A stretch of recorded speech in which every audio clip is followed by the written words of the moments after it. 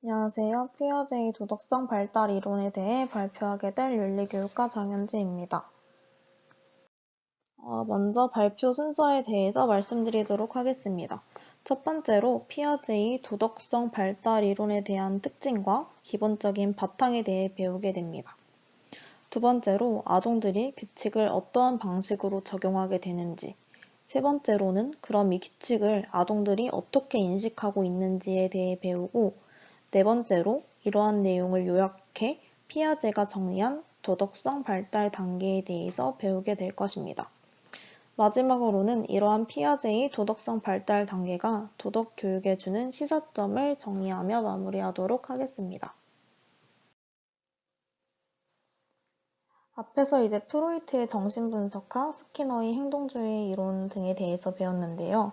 이 155쪽부터 160쪽에서 배우게 될 도덕성 발달에 관한 인지발달론적 입장은 정신분석학, 행동주의 이론과 달리 인간의 도덕성이 사회적 갈등이 발생하는 상황에서 옳고 그름에 대하여 사고하고 추론하는 구성 과정을 통하여 발달된다고 봅니다. 이 인지발달론적 입장에서 아동의 도덕성 발달을 연구한 여러 명의 학자 중 이 부분에서는 특히 피아제의 도덕성 발달 이론에 대해 배우게 됩니다. 피아제는 도덕성 발달이 아동의 지적 능력 발달과 밀접하게 연관되어 있다는 사실을 강조하고 있습니다. 그렇기 때문에 피아제에게는 아직 인지 구조가 충분히 발달하지 않은 아이들에게 너희 행동은 왜 이렇게 도덕적이지 못하니?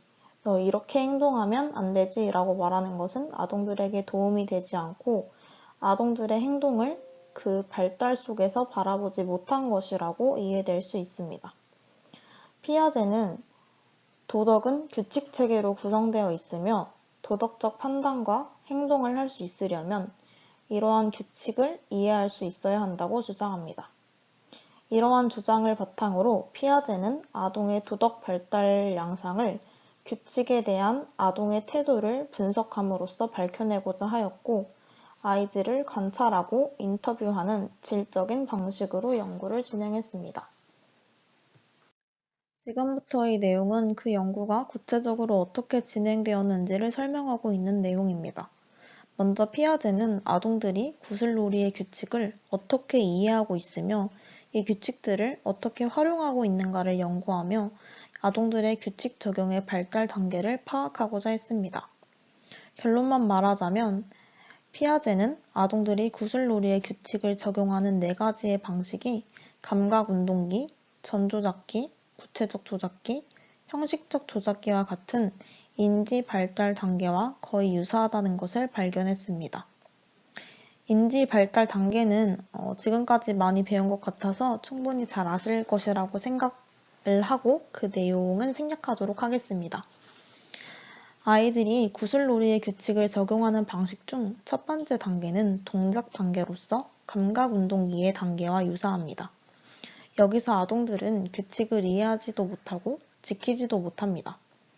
두 번째 단계는 자아중심적 단계로서 어린 아동은 자기보다 큰 아동들의 행동을 모방하나 일련의 통일된 규칙을 이해하지 못하고 제각기 따로따로 놀이를 합니다. 세 번째 단계는 초보적 협동의 단계로서 아동들은 함께 어울려서 놀이를 하고 규칙들을 체계적으로 적용하며 문제가 발생했을 경우에 이의를 제기하기도 하지만 그들이 항상 규칙들을 명확하게 설명할 수 있는 것은 아닙니다.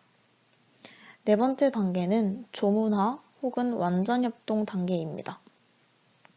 이 조문화라는 것은 어떤 사항에 대해서 세부 내용이 조목별로 기록된다는 뜻으로서 청문화, 체계화 등의 뜻으로 이해를 할 수 있을 것 같은데요. 아동들이 규칙들을 자세히 규정하고 하나의 법리적인 형태로 이 규칙을 인지하게 된다는 점에서 조문화 단계라고 할 수 있습니다. 자기 중심적인 사고에서부터 시작하여 논리적이며 이론적인 차원에서 사고할 수 있는 단계까지 발달하는 모습이 인지 발달 단계와 매우 유사해 보입니다. 이를 통해 아동들이 놀이의 규칙을 어떻게 적용하며 또한 그것을 어떤 방식으로 이해하는가를 확인할 수 있습니다. 이 관찰에서 더 나아가 피아제는 아동들에게 구슬놀이의 새로운 규칙을 하나 만들어 보라고 지시한 후 아이들에게 다른 아동들과 그렇게 놀이해도 괜찮은가? 그들이 그런 식으로 놀이하고자 하겠는가? 그것은 공정한 규칙인가? 등의 질문을 하면서 아동들의 사고 과정과 문제 파악에 영향을 주는 요인들을 찾아내고자 했습니다. 이 질문에 대한 응답들을 자료로 하여 피아제는 다시 한번 발달 단계를 3단계로 체계화하였습니다. 첫 번째 단계는 규칙을 강제력이 없는 것으로 인식하는 규칙과 무관한 단계입니다. 이 단계는 동작 단계와 초기의 자아 중심적 단계와 유사합니다. 이 단계의 초기에는 규칙에 대한 관념이 전혀 형성되어 있지 않으며 이 시기에 인식되는 규칙은 규제력을 갖지 않습니다. 두 번째 단계는 초월적 단계라고도 합니다. 이 단계는 자아중심적 단계의 마지막 무렵에서 시작하여 초보적 협동 단계의 중반쯤에서 끝납니다. 이 단계에서 아동들은 규칙을 명확하게 알고는 있지만 그것은 신성하며 절대로 손댈 수 없는 것으로 인식하고 있으며 그 규칙을 고치는 것은 벌받는 일로 알고 있습니다. 세 번째 단계는 규칙을 동의 혹은 합의에 의해서 성립되는 것으로 이해하는 단계입니다. 다른 사람이 동의할 수만 있다면 규칙은 수정될 수 있는 것으로 봅니다. 이 단계에서 규칙은 상호 존중과 협동, 그리고 타인의 권리에 대한 고려 등과 함께 이해됩니다. 이 단계는 규칙의 본질을 제대로 이해하고 있는 셈이며 도덕적 발달의 극치에 있는 단계로 해석할 수 있습니다. 규칙의 인식과 관련하여 2단계와 3단계는 피아제의 도덕성 발달에 있어서 매우 중요한 의의를 가집니다. 그 의의는 다음에 나올 피아제의 연구에서 발견할 수 있는데요. 피아제는 2단계와 3단계로의 전환을 설명하기 위하여 몇 가지 도덕적 문제 상황을 들려주고 아동들로 하여금 도덕적 판단을 해보게 하였습니다. 다음 사례 1, 2가 그 도덕적 문제 상황입니다. 사례 1. 조는 어머니가 저녁 먹으라고 부르는 소리를 듣고 아래층 식당으로 내려와 문을 열었다. 그때 문 뒤에 있던 의자가 넘어지면서 그 위에 있던 컵 15개가 깨졌다. 이것은 존이 모르고 저지른 일이었다. 사례 2. 헨리는 어머니가 외출하고 없는 사이에 찬장 위에 과자를 꺼내려고 의자에 올라갔다. 그러나 과자 쟁반이 너무 높은 곳에 있었기 때문에 실수로 컵을 떨어뜨려서 깨뜨렸다. 앞에 진행했던 연구가 아동들의 규칙에 대한 존중을 연구했다면 이 연구를 통해서는 정의에 대한 아동들의 개념을 확인할 수 있습니다. 이와 같은 도덕적 문제 상황을 아동들에게 말하여주고 존과 헨리 중 누가 더 나쁘냐고 물어보았을 때 2단계에 있는 아동들은 존이 컵을 15개나 깨뜨렸기 때문에 더 나쁘다고 말합니다. 그러나 조금 더 큰 아이들은 헨리가 더 나쁘다고 말하는데 그 이유는 헨리가 어머니의 말을 듣지 않았다고 생각하기 때문입니다.